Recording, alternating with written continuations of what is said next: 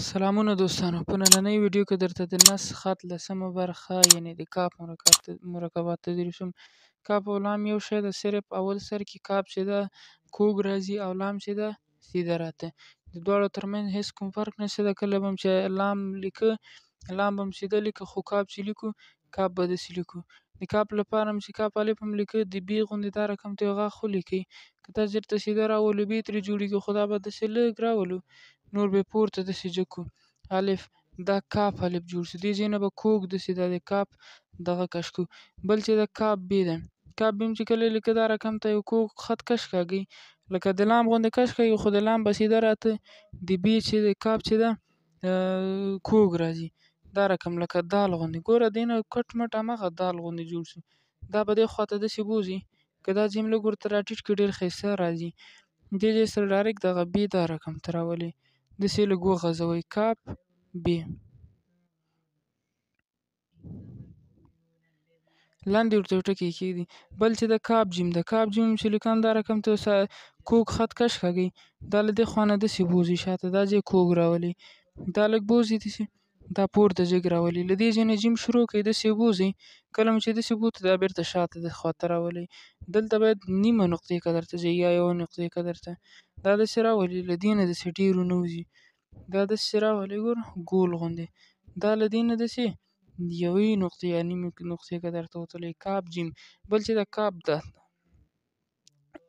کاپ دال ده، کاپ هم دا رقم ته ساده ولیکه، دا سیده بوځئ داسې، دا لکه بي ته هم چې څه رقم ته کوو داسې بوځئ، دا داسې راولئ. کاپ دال. بل چې د کاپ ری ده، کاپ هم دا رقم ته ولیکه، ټول پکې همدغه شی ده، دا هم چې زده کړو نو ټول اسانه دي. ګوره ټولو کې همدا شی ده، دا رقم ته کاپ سین زه لیکم، ګوره ټولو کې همدا شی ده. دلته به دا ځای داسې کړئ، دا ګوره کاپ ری، همدا رقم ته کاپ سین، کاپ صاد،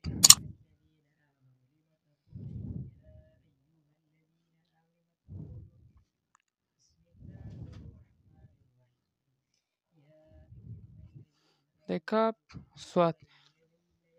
بل چې د کاف توی ده، کاف توی هم چې کله لیکم دا رقم ته کاف ولیکئ داسې، دا کوږ خط، دا له دې ځای نه دا خواته شاته بوځئ، دا ځای لږ ټیټ راولئ، دا چې ده داسې سیده راولئ. کله مو سیده راوستو دې ځای نه توی شروع کړئ داسې، مایله خط وباسئ، دا کوږ راولئ داسې، دا ځای دا رقم ته کړئ کاف توی.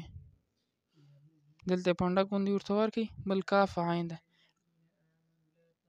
دا ځای داسې راولئ، دا پورته جګ کړئ، دا بېرته سیده بوځئ داسې، دا بېرته داسې راولئ، دا له دې نه داسې ډېر ونه وځي، دا ګوره دا او دا یو شی ده. کاف عین، کاف فی، کاف هم دا رقم ته ولیکه، دا ځای داسې کړئ، ګوره دا ځای بیا نور داسې کړئ لکه بي او دا.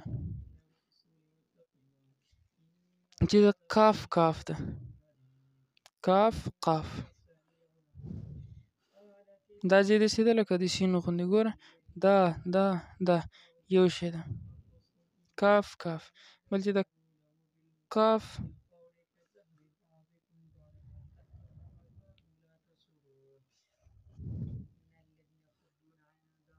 کاف او کاف. بل کاف کاف داسې هم لیکلی شو.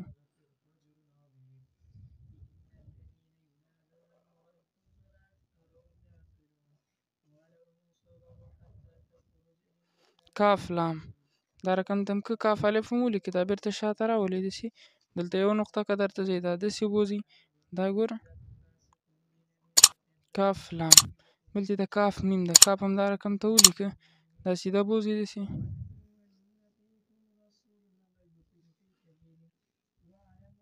دا ځای داسې کړئ، ګوره کاف میم. بل چې د کاف نون ده،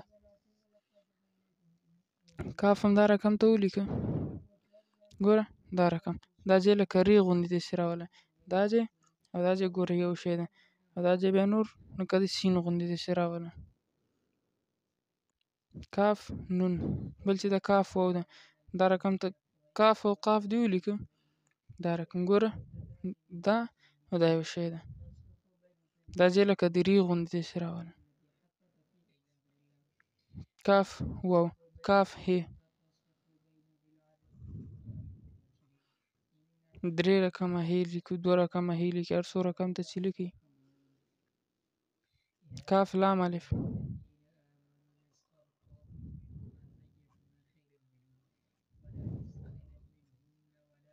کافیه.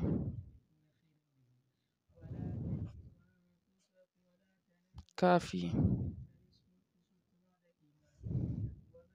دا وه زموږ د نن ورځې د نسخ خط 10مه برخه. که ویډیو مو خوښه شوې ویډیو حتما درسره لایک او تر خپلو ملګرو ورسوئ.